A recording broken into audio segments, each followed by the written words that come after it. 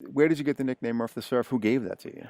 Well, I was a surfer in California and a lifeguard, a water guy, and when I got down to Miami, uh, there were every once in a while there'd be some waves, and I found a surfboard, and so I was riding the waves. And when the storms would come, when you'd have a hurricane, on certain days you could get out and catch some real good waves, and the lifeguards threw that on me because they'd usually close the beaches.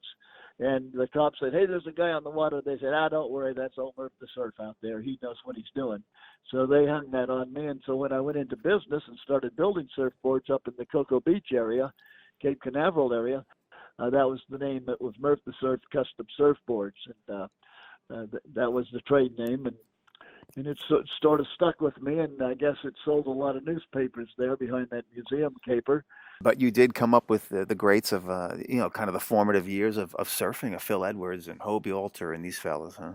Well, I grew up with Hobie and with Phil Edwards, and I went to school together. And Hobie was a friend. So when I got down to Miami, and this the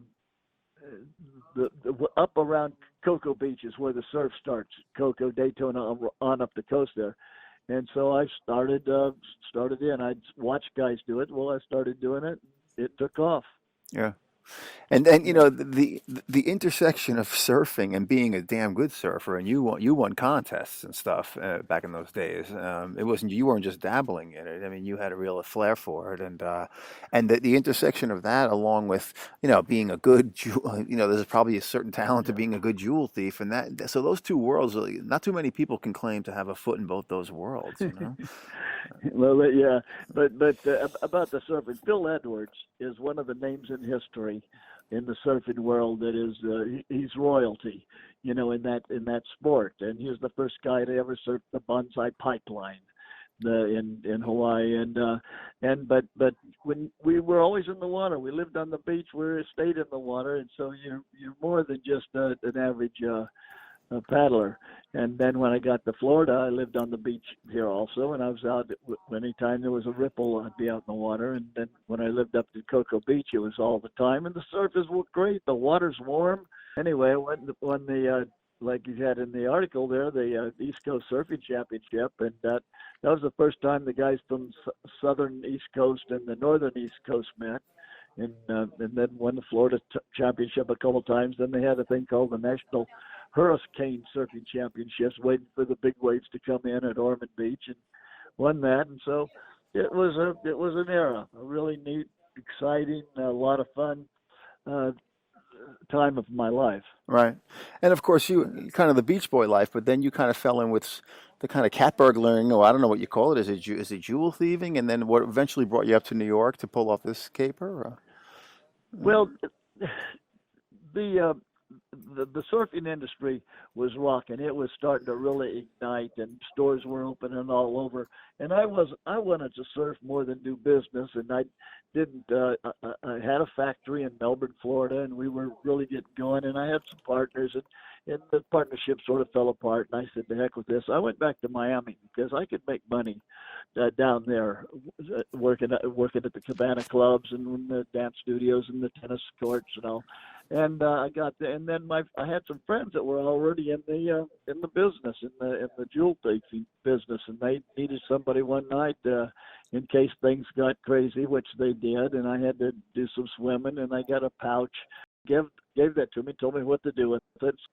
Across Biscayne Bay to the place, and just thought, well, that's a crazy thing. I really don't know what I'm doing or what anybody's doing, but it was a huge robbery that they had done, and so I said, what's going on? Because I knew that these guys were buddies of mine, and they weren't the sharpest knife in the drawer. I figured if they could do this, I ought to be able to put a little style to it, and that's what I did.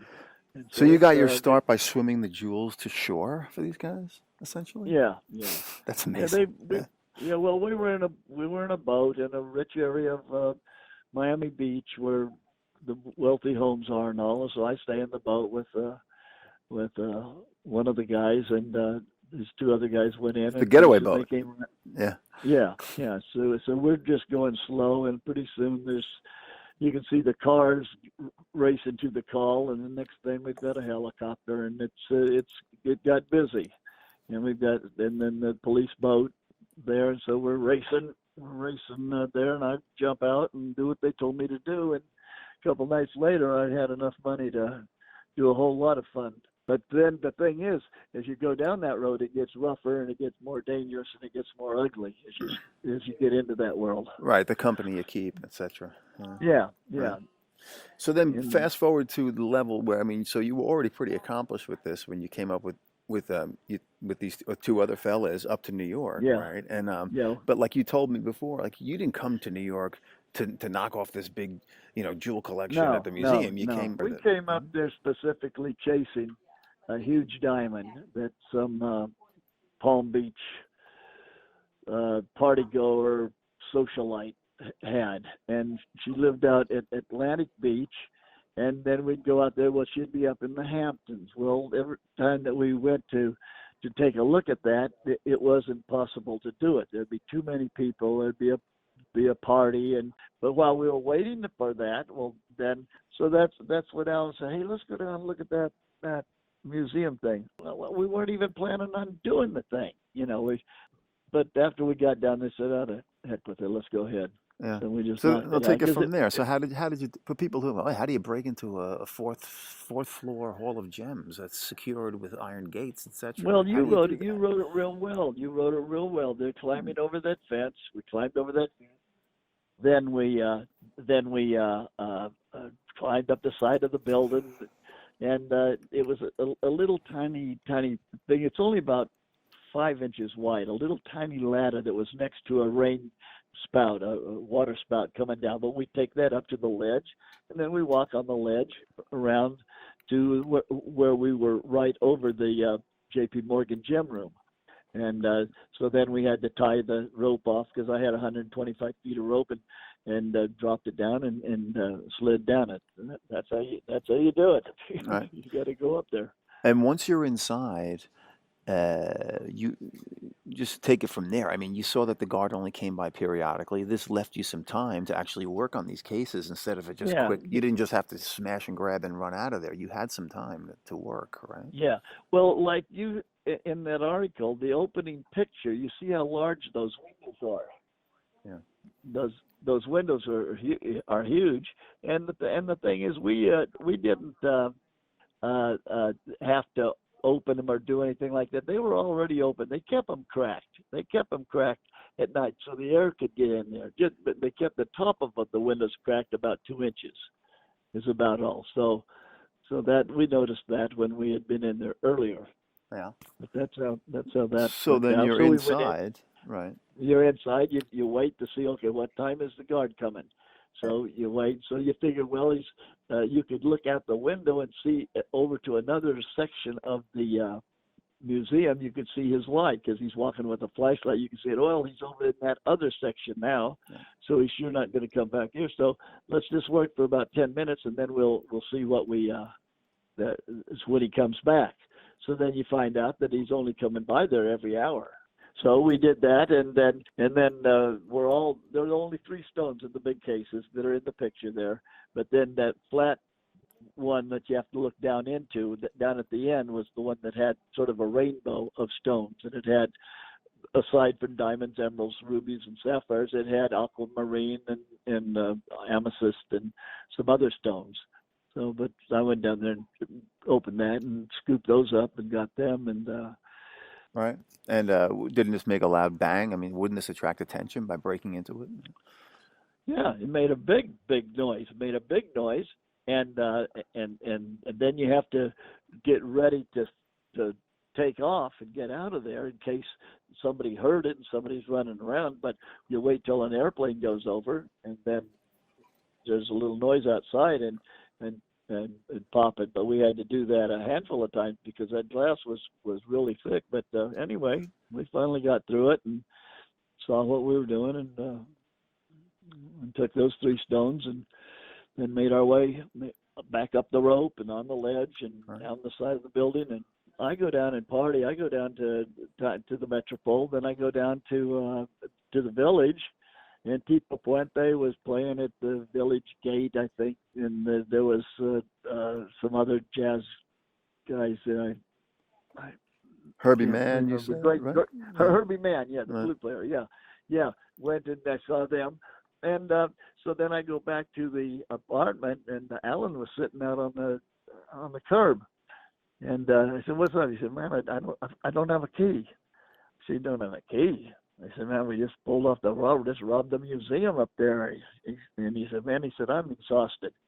And so we went in, cleaned up, and we were measuring all the stones. We had a little scale that we could measure anything in. And so we're measuring this stuff, and Roger came in and knocked on the door and said, "How'd it go?" I said, "Well, it didn't." I said, "They had dogs and armed guards, and we got stuff." He said, I told you guys, you fools, you couldn't do that stuff."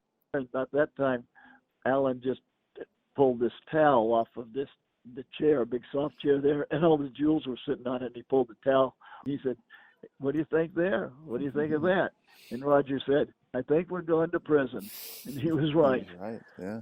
For those of us who know nothing about this world, I mean, what we see in the movies or something, you would think that stones like that are really hard to get rid of, to fence. Is it more No, difficult not to at fence all. famous stones? Not at all. Not at all. In that world, uh, just take a look at the Hope Diamond. Just punch up the Hope Diamond. Read some history on that. That thing was stolen and stolen and sold and stolen, and all of those things have a history of like that. And it's like famous art. You can sell anything. If you and I could steal the Eiffel Tower, there's some Hmm. screwball out there that would pay for it. Yeah. Right. But yeah, and you guys did fence them rather quickly. I mean, Yeah, you were down in yeah. Miami but a day when you already gotten rid of these things. Well, Right. right away, yeah. You don't want to hang on to that stuff. You want to get rid of it. And so there were several people that we had in Miami, then we had people in Chicago, and people in California that would have bought it had we had time to get it to them. So, and now there are a bunch of these stones that were never recovered. Did people ever ask you, "Come on, Murph, we know where are they?" Or Well, the stones that weren't recovered were not really any big deal. no? They were stones, but the one that they keep trying to find out where it's at and all about it is the Eagle Diamond. And the Eagle Diamond was the largest diamond ever found in America. Nowadays, they found one it's 30 times bigger than it, but at that time, and it was 15 carats, and it's just the size of like a marble, just like you a shooting marble when you're a kid. You got marbles, you shoot, Yeah. and it wasn't. It wasn't cut. It was just a raw diamond, but it was a real piece of crap. It was a real brown, dirty looking thing, and not very crystal clear, but it was a diamond, and it was the largest one of its kind. And so we gave that, or Alan gave it to one of our fences, one of our guys down there, a guy who later on went to jail Yeah. for other stuff, but he was a big time connected underworld guy that bought a lot of stuff. In fact, he was the one that said he'd give us like $350,000 for this big diamond that we were chasing up there. So that's why. Let me tell you what, 1964, $350,000 was a lot of money. Yeah. Right. Yeah, Huh. for somebody stealing jewels, Right. So, So so the prosecutor Najari, um, his son says that he took it very personally and he wanted to get these jewels back for the city. But to you guys, this was just another job. I mean, this was nothing personal. This was business, right? I mean, this was to make some money and to another well, it score. was if you and I were golfers, we'd want to play Pebble Beach. You'd want to play Hilton Head. You want to play Augusta. And as a surfer, you want to surf Hawaii. You want to surf Mhm. Peru. And if you're in this business, well, that's what you do. It's like if you got a racehorse, you want them to race here and there, and other places, and so you just go with the flow of the action, and so that's what we're doing. Yeah. And anyway, uh, The big score was at the museum, and that's where you went. Yeah. No, that was a piece of cake for us. It wasn't anything on the chart Mm. until we got up there. We're just killing time during the day, and we're going to the museums, the art galleries. We're going to everything, and sometimes we go to the nightclubs. We're going to the Copa, and anyway, and that was just something. Hey, we can do this. So we were going to Miami, so thought we'd take that stuff down there and show off a little bit, and so we knocked it down and went down, and like Roger said, we went to prison.